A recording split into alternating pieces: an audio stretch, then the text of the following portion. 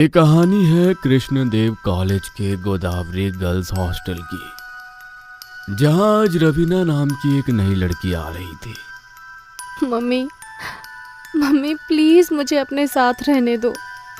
मैं मन लगाकर पढ़ाई करूंगी। प्लीज पापा प्लीज। चुप कर, सब देख रहे हैं। इज्जत मिट्टी में मिलाने का ठेका ले रखा है इसने। तू स्कूल में नहीं है, अब कॉलेज में आ गई है। ग्रेजुएशन करनी है तुझे, मुंह बंद कर ले। लेकिन रवीना चुपने को तैयार ही नहीं थी। उसके माँ बाप गरिमा और संजय उसे घसीटते हुए रूम नंबर 13 की तरफ ले जा रहे थे, क्योंकि उन्हें वही रूम अलॉट हुआ था और बाकी पूरा हॉस्टल उन्हें घूर घूर कर देख रहा था। ये लड़की मुझे मेंटली अनस्टेबल लग रही है। सीरियसली। लेकिन तुमने एक चीज नोटिस करी क्या? इसे रूम 13 की तरफ ले जा रहे हैं। वो रूम तो कोई भी नहीं लेता, फिर इन लोगों ने कैसे ले लिया? क्योंकि ये लोग लेट हैं और बाकी सारे रूम प्री ऑक्यूपाइड हैं। उधर रवीना के माँ बाप ने उसे रूम के अंदर धकेल दिया और उसे समझाकर चले गए। अब तुझे यहीं रहना है, कोई बहाना नहीं चलेगा। चुपचाप पढ़ाई करना, हमें कोई शिकायत नहीं मिलनी चाहिए। रवीना कुछ बोल नहीं सकी। रवीना के माँ बाप हॉस्टल के गेट से बाहर निकल ही रहे थे कि एक लड़की दौड़ती हुई उनके पास आई। रुकिए रुकिए आप लोग, आप अपनी बेटी को रूम नंबर 13 में मत रखिए। उस रूम में कुछ गड़बड़ है। चुप करो लड़की, हम कोई अंधविश्वासी नहीं है। और वैसे भी हमारे पास ऑप्शन ही क्या है, बाकी सारे रूम फुल है। और तुम हो कौन हमें बताने वाली? मैंने उस रूम के बारे में बहुत कुछ सुना है। गरिमा और संजय ने एक दूसरे को देखा, फिर बिना कुछ कहे आगे बढ़ गए। उधर रूम नंबर 13 में रवीना बिस्तर पर बैठी अपने हाथों से चेहरा ढके सिसक रही थी। मुझे यहाँ नहीं रहना। क्यों मेरी सुनता कोई नहीं? नहीं रहना मुझे यहाँ। तभी अचानक दरवाजे पर कोई जोर से नॉक करता है। कौन है?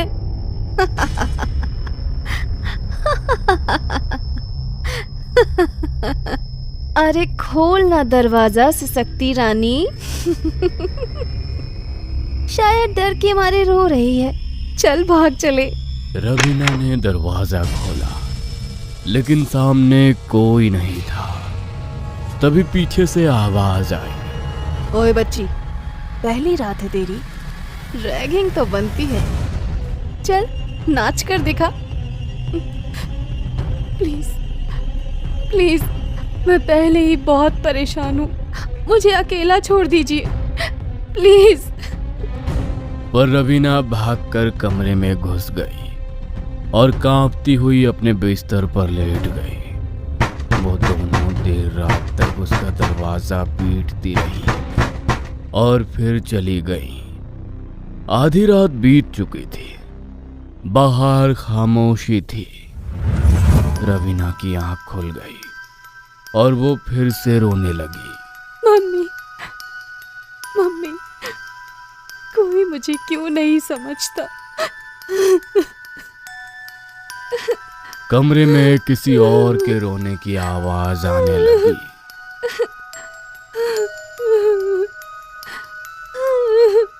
कौन है? फिर से तुम लोग? प्लीज चले जाओ। आवाज एकदम से बढ़ गई। रवीना के कान फटने लगे और अचानक बंद हो गई। रवीना थर थर कांपती हुई लेटी रही और किसी तरह सो गई। अगली सुबह कॉमन एरिया में रवीना धीरे धीरे चल रही थी जब संजना ने उसे रोका। अरे रवीना, तुम यहीं हो? मैं भी तुम्हारी क्लास में हूँ। ओह अच्छा, वो तुम्हारा कमरा रूम नंबर 13 वो ठीक नहीं है। क्या बकवास है, प्लीज मेरी बात मानो यार, मैं ऑलरेडी परेशान हूँ। रवीना ने उस समय तो बात टाल दी, लेकिन लेकिन उसी रात जब रवीना सो रही थी, ये कमरा मेरा है, चले जाओ यहाँ से। कौन है? कौन है? कमरे में कोई नहीं था। तभी एक परछाई बेड के नीचे से निकली और दीवार पर चलने लगी। वो तेजी से कमरे के एक कोने से दूसरे कोने में घूम रही थी। रवीना डर कर दरवाजे की ओर भागी, लेकिन दरवाजा लॉक हो चुका था। खोलो, खोलो दरवाजा, कोई है, कोई है। रवीना चिल्लाते चिल्लाते बेहोश हो गई और फिर सुबह जमीन पर पड़ी हुई रवीना की आंखें खुली। वो उठते ही भागी और बाहर आकर अपने पिता को कॉल करी। पापा, पापा, पापा प्लीज मुझे यहाँ से ले जाइए। यहाँ इस कमरे में कुछ है, लोग सही कह रहे हैं। पापा, पापा प्लीज मुझे यहाँ से ले जाइए। पापा आप सुन रहे हैं ना? बस कर अब, वहाँ पढ़ने भेजा है या तुझे नौटंकी करने? पहले ही बोला था ना बहाने नहीं चलेंगे।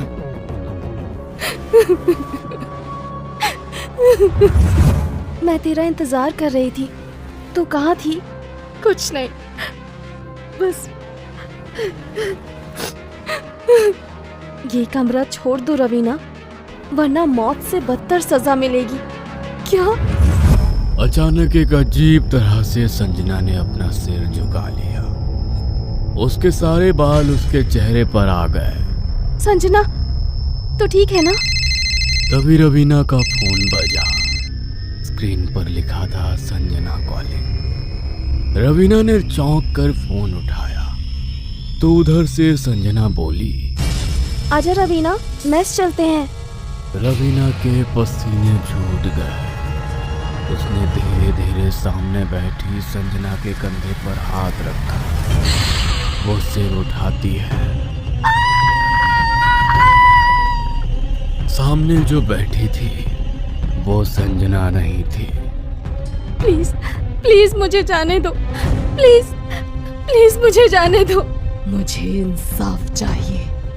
कैसा इंसाफ? मुझे जला दिया गया था, अब मुझे बदला लेना है। किससे? उनसे जो अब सीनियर से टीचर बन चुके हैं। मैं नहीं कर सकती, मैं नहीं कर सकती है। तो फिर तैयार हो जा उस सजा के लिए जो मौत से भी ज्यादा खौफनाक होगी। चुड़ैल की आंखें खून जैसी लाल हो गई। बचाओ, बचाओ, कोई है क्या बाहर? प्लीज मुझे बचा लो। कमरे का दरवाजा अचानक खुद ही धड़ाम से बंद हो गया। कमरे में एक अजीब सी गंध भर गई, जैसे किसी जले हुए शरीर की। मैं ये कैसे कर सकती हूँ? मैं तो बस एक लड़की हूँ, प्लीज मुझे जाने दो। ओए पागल लड़की, दरवाजा खोल। क्या कर रही है अंदर? हॉस्टल को सिर पर उठा रखा है। फिर अचानक दरवाजा खुल गया और कमरे का सारा तूफान जैसे एक झटके में शांत हो गया, जैसे कुछ हुआ ही नहीं हो। इतना चिल्ला क्यों रही थी? हम सबको डरा दिया तूने। फिर से ड्रामा किया तो जान से मार देंगे, समझी? उनके बाहर निकलते ही रवीना भी दौड़ती हुई बाहर निकली और सीधे संजना के पास पहुंची। संजना, वो फिर से आई थी। तू सही कह रही थी। तू घर चली जा। मेरे मम्मी पापा मेरी बात नहीं सुनते, उन्हें लगता है मैं बहाने बना रही हूँ। संजना ने तुरंत रवीना की माँ को कॉल किया और पूरी बात बताई। देखो बेटी, हमें पता है रवीना पढ़ाई से भाग रही है। हमें इस बकवास में कोई दिलचस्पी नहीं है। आपकी बेटी खतरे में है, सुन रही है ना आप? फोन कट गया। रवीना की आंखों से फिर आंसू बहने लगे। तू मेरे रूम में रह ले कुछ दिन, मैं अपना मोबाइल ले आऊं बस, फिर चलते हैं। रवीना जैसे ही अपने कमरे में मोबाइल लेने पहुंची, उसकी चीख निकल गई। वही जली हुई औरत हुआ रवीना? जैसे ही संजना कमरे में दाखिल हुई, दरवाजा खुद ब खुद जोर की आवाज के साथ बंद हो गया। पूरे कमरे में अंधेरा फैल गया। हमें छोड़ दो, हमें जाने दो। हम आज के बाद इस रूम में नहीं आएंगे, हमें जाने दो। लेकिन चुड़ैल एक झटके में संजना के पास पहुंची, उसे गर्दन से पकड़ा और एक झटके में उसकी गर्दन तोड़ दी। तुझे उन सीनियर से बदला लेना था। तूने मेरी दोस्त को क्यों मारा? मैं तो सबको मारूंगी, पूरे कॉलेज को। किसी ने मेरी मदद नहीं की थी। उसका ये पागलपन देखकर रवीना एक कोने में बैठ गई और अपने मोबाइल पर इस बारे में सर्च करने लगी। Godavari girls hostel, room number 13। उसकी आंखें फैल गई। शकुंतला एक मानसिक रूप से अस्थिर छात्रा, जिसने एक सीनियर लड़के से प्रेम किया। जब उसे रिजेक्ट किया गया, उसने सीनियर लड़के को कमरे में बुलाकर आग लगा दी, पर खुद जलकर मर गई और लड़का बच गया। तुम्हें किसी ने नहीं जलाया, तुमने खुद ये किया था। ये सब तुम्हारी गलती थी। नहीं, वो मुझे बचा सकता था, लेकिन उसने नहीं बचाया। अब सब मरेंगे। रवीना को कुछ समझ नहीं आ रहा था। उसने देखा खिड़की थोड़ी खुली हुई है और खिड़की से छलांग लगा दी। जमीन पर गिरते ही उसकी हड्डियां चटक गई। आंखों के सामने अंधेरा छा गया। जब होश आया, उसे लगा जैसे उसे स्ट्रेचर पर ऑपरेशन थिएटर में ले जाया जा रहा हो। सामने उसे ऑपरेशन थिएटर दिखा, जिसका नंबर भी 13 था। रवीना की आंखें फिर बंद हो गई, लेकिन जब दोबारा खुली, वो फिर से उसी हॉस्टल के रूम नंबर 13 में थी। नहीं नहीं नहीं, ये कैसे हो सकता है? संजना की लाश वहीं पड़ी थी। अब उसमें से तेज बदबू आ रही थी। रवीना ने मोबाइल उठाया और देखा 1 हफ्ता बीत चुका था। मैं 1 हफ्ते से यहाँ पड़ी हूँ। नहीं नहीं, निकालो मुझे, निकालो। कोई है क्या? कोई तो खोलो ये दरवाजा। आखिरकार एक दिन बाद दरवाजा खुला। बाहर खड़े थे काजल, पूनम और हॉस्टल गार्ड। अरे ये क्या हाल बना रखा है? पगला गई है क्या पूरी? तूने संजना को मार डाला। उसने काजल को नीचे गिराया और लातों से मारने लगी। पूनम चीखने लगी। तुम सब इसके जिम्मेदार हो, सब। उसने दरवाजा जोर से बंद कर लिया और तभी वही डरावनी चुड़ैल फिर से सामने आई। अब मेरी बारी है। उसने पहले पूनम को गला दबाकर मारा, फिर गार्ड को दीवार से टकराकर उसकी गर्दन तोड़ दी। काजल की आंखों में उंगलियां घुसा दी और जब तीनों मरे, चुड़ैल ने रवीना की ओर देखा। तू अब मेरी है, लेकिन तू जिंदा रहेगी, क्योंकि अब तुझे ही मेरी कहानी आगे बढ़ानी है।